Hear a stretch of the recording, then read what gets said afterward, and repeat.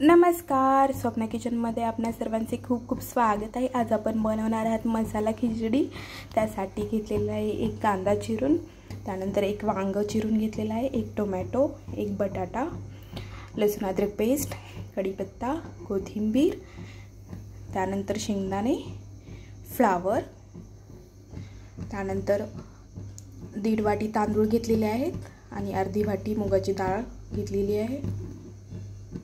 तेल छानपैकी तापलेले आहे, जिरे घालून घेऊया।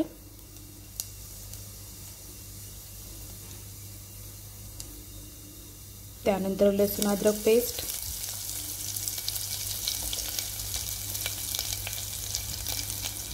त्यानंतर कांदा घालून घेऊया कट केलेला, त्यानंतर कढीपत्ता घातलेला आहे, त्यानंतर बटाटा घालून घेऊया,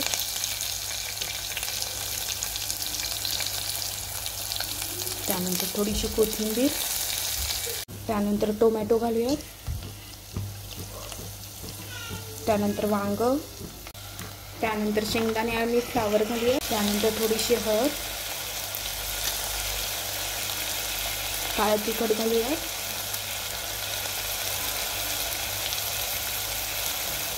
त्यानंतर थोडंसं लाल तिखट,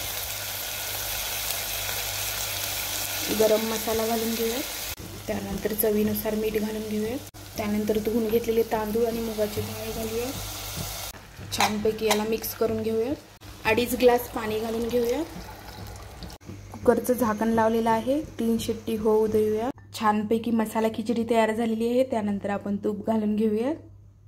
आवडली असेल तर नक्की लाईक करा।